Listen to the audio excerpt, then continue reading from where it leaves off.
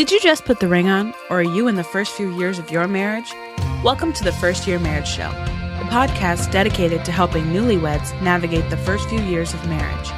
My husband, Marcus, and I will be sharing marriage tips to help you build a strong foundation for your marriage. We believe having a strong foundation is essential to having a happy, healthy, and lasting marriage. We will also be learning from the experiences of awesome married couples who have been where you are today, taking from them lessons to help you build a strong foundation for the lasting marriage you desire. Take a deep breath, relax, learn, and enjoy the show. Hello, everybody, and welcome to an update to the podcast, the First Year Marriage Show. I am Marcus Kusi. I'm the usual host for the podcast, and I'm here with Ashley to share an update with everybody who listens to this podcast about what has been going on with our marriage, our lives, and everything pertaining to this podcast and our blog. If you've been a regular listener for the past few years, you'll know that we haven't released an episode since June of last year. And that is because we've been very busy with a lot of unexpected events. One event being Ashley being diagnosed with an autoimmune disease. And recently, she was also diagnosed with another autoimmune disease.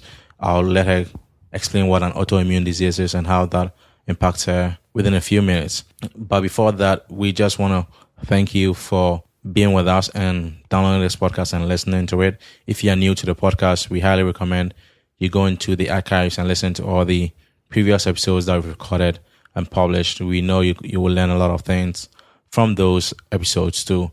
And in the future, we'll be releasing some new episodes. We cannot guarantee that it's going to be every week or every 2 weeks, but we'll try to release an episode whenever we have the chance to do it.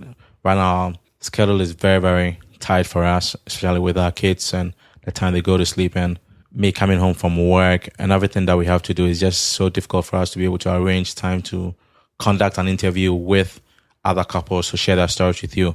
But with time, we'll probably be doing a lot of solo episodes together just to keep you inspired and present you with new information so you can build a strong foundation for your marriage. I'll give it over to Ashley so that she can give you an update as to what has been going on with her and explain to you what an autoimmune disease is and how it impacts herself and how it's impacted our marriage. So take it over, babe. Yeah, so last summer I was diagnosed with Hashimoto's thyroiditis, which is an autoimmune disease. It's basically an autoimmune disease is when your own body's immune system is attacking your own body. Hashimoto's specifically, people think, oh, it's just attacking the thyroid. But an autoimmune disease attacks all different organs in your body, including your brain. And the thyroid actually controls so much. It affects your entire body. So having something go wrong with your thyroid can really mess up with the rest of your body. So it explained to me, it's good getting the diagnosis because it explains why I'm having such a hard time, why I have adrenal fatigue, why I'm forgetful and I can forget what I'm saying mid-sentence or complete conversations that my husband and I have had or with anybody. So this has changed our life drastically because we've had to limit a lot of things. I've had to learn to pace myself. And there are times when, if I go grocery shopping, I have no energy the rest of the day. I need more help with taking care of our daughters. And this is why it's so hard for us to make time to do a podcast with interviewing other couples. So this has affected our relationship. This has affected our money because my treatments, a lot of them aren't paid for by insurance. So it's all out of pocket. Diet changes, things like that. So we've really had to be open with our communication so that we can work through these things. And Marcus has been really great and supportive and understanding with me having to totally change the way I eat, the way the girls eat, so that, they have the genetics and I don't really want to obviously pass this down to them. So I'm trying to give them the best start in life that they can have, like any parent wants to do for their children. So Marcus has been very supportive in all of this, and I'll let him tell you a little bit about how this impacted him.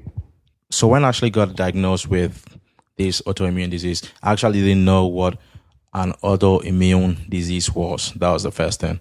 And so she explained that to me. And then apart from her thyroid affecting her body, there are other kinds of autoimmune diseases. So if you want to know more, just go to Google and type in autoimmune diseases and you'll be able to get a list of diseases.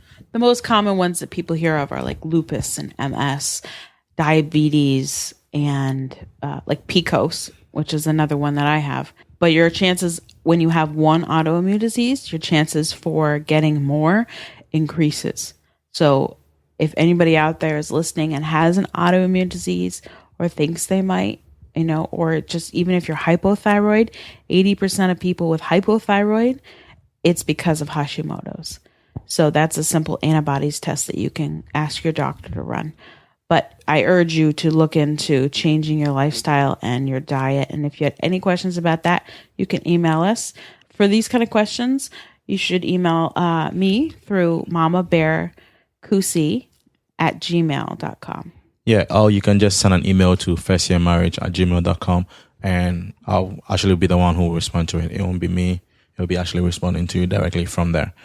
So based on her diagnosis, the things that we discovered was we had to change her diet. And because we had to change her diet, it meant we had to change our budget. And because our income is fixed right now, it's fixed. It's not really fixed, but it doesn't have a lot of room for us to include her diet and the food and supplements that she has to buy to be able to feel better, just to be able to remember things. So it's put a little bit of a strain on our marriage in terms of our finances. I'll be very honest, it's not fun having unexpected emergencies come up. That would be something you have to deal with for a long time, and then not having the financial strength to be able to accommodate those expenses. We've had to be very creative with the way we spend our money so we could support the lifestyle, especially with Ashley, because with Hashimoto's, from what I've seen from Ashley's lifestyle, she doesn't remember a lot of things. So I could be talking to her maybe 2 hours ago and I'll tell her, okay, can you do this, XYZ? And she'll say yes. And then 2 hours down the road, I'll ask her, okay, did you do this? She'll tell me she didn't agree to do it. Oh, she didn't even remember me telling her to do something like that. And, in the beginning, I was frustrated. I was like, I remember clearly I told you this, but because now I know she's been diagnosed with Hashimoto's, I understand it a whole lot better. I'm more patient with her when she tells me, okay, I don't remember you telling me this. And because of that, now we write almost everything down on a board so that at least she can see that, okay, we've decided this is what she's going to do. This is what I am going to do. And that has really helped us. And if you are a husband or a wife who's listening to us today, I know today's episode you probably were thinking we're going to give a podcast interview or share something about marriage, but we think the experience we've had with our health changes is something that you can learn from and apply that to your marriage.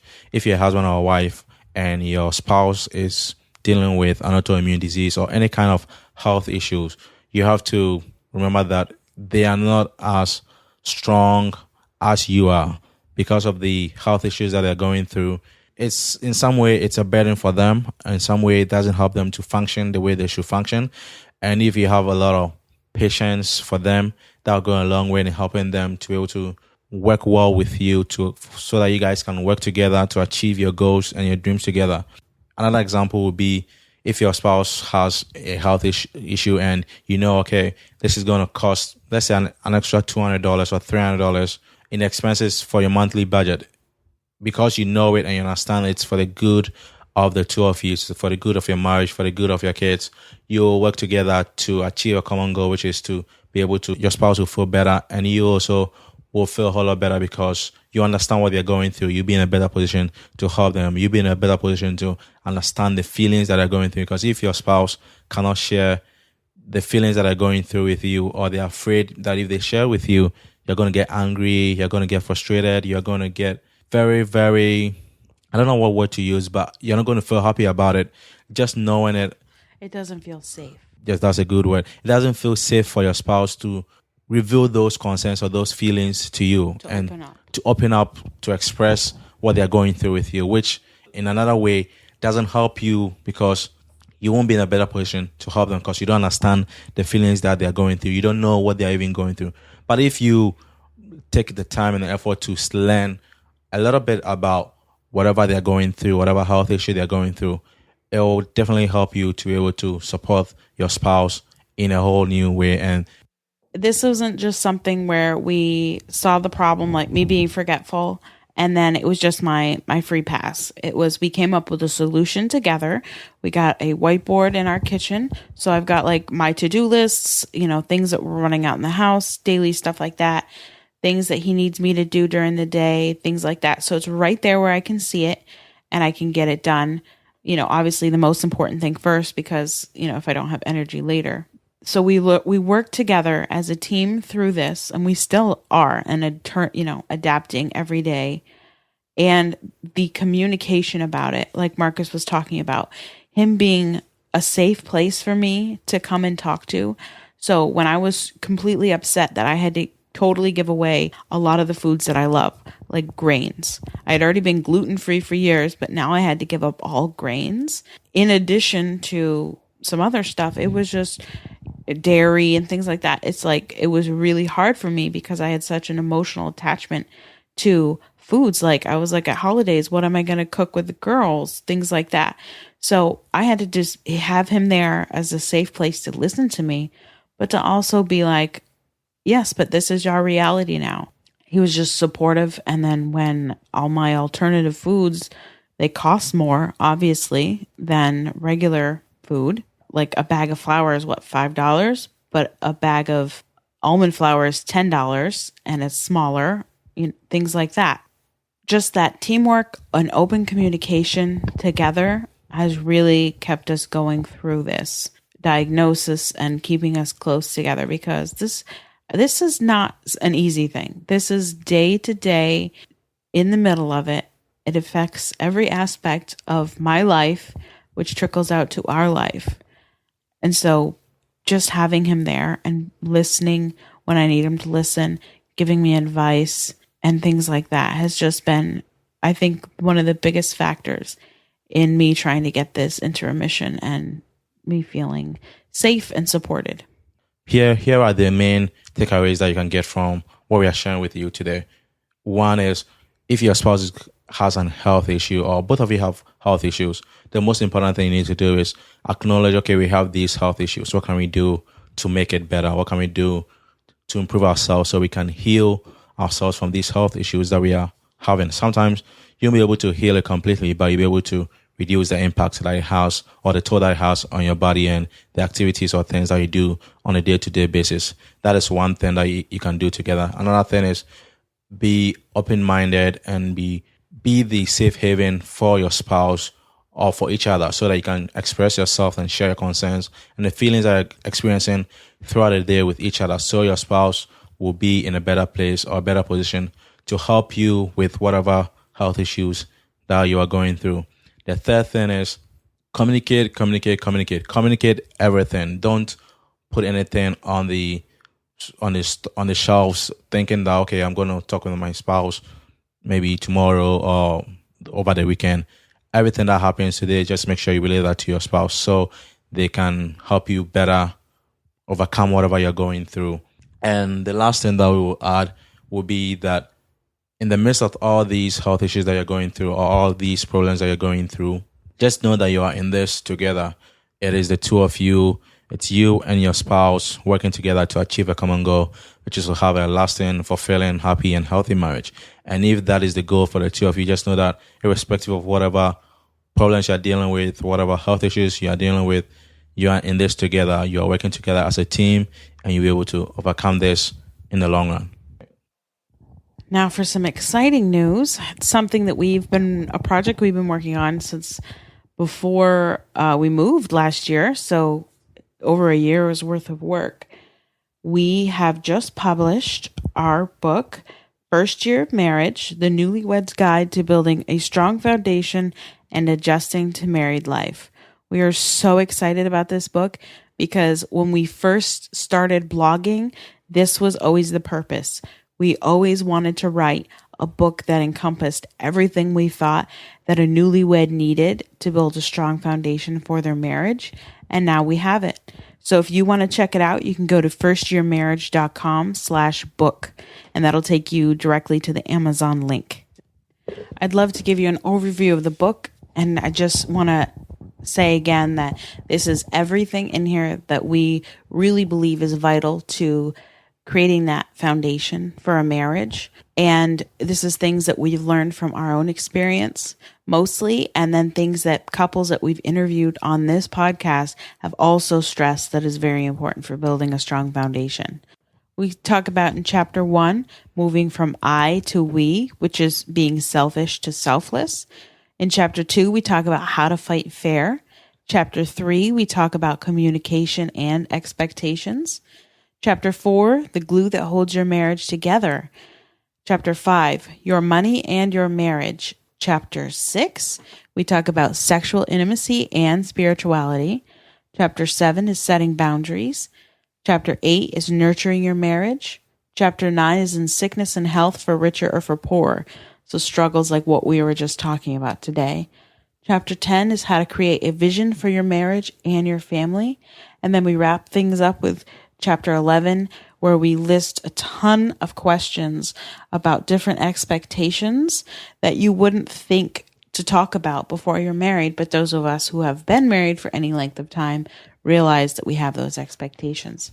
So this book covers absolutely everything we could think of that was important, and basically the book we wish we would have read before we got married. That is everything that we talk about in the book. And if you want to get more information, just visit firstyearmarriage.com/book, and it will take you right to the Amazon page, and you can see what the book entails, and you can even read, I think, the first chapter for free on Amazon.com.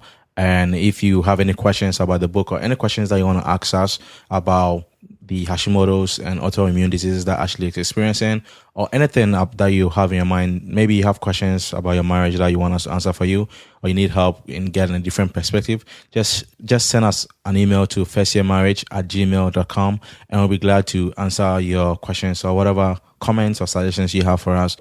Yes, thank you for joining us today so much. We look forward to speaking with you again in the future, which we plan on putting out some more podcasts. It may just be Marcus and I talking, but we definitely want to keep this podcast going and not just have it on the back burner, because this is our passion, is to share the lessons we've learned through our marriage and show you from our mistakes and examples so that you might not have to make the same mistakes. Yeah, so thank you very much for joining us today, and we hope to hear from you soon via email or via Facebook, wherever you get a chance to talk to us. Thank you, and have a wonderful week. For all the show notes for this episode, visit firstyearmarriage.com/40. Thank you for listening to another episode of the First Year Marriage Show. To submit a question, feedback, or suggestions for the podcast, visit firstyearmarriage.com/feedback. Apply what you've learned today and build a strong foundation for the happy, healthy, and lasting marriage you desire. Enjoy your marriage. Enjoy your life.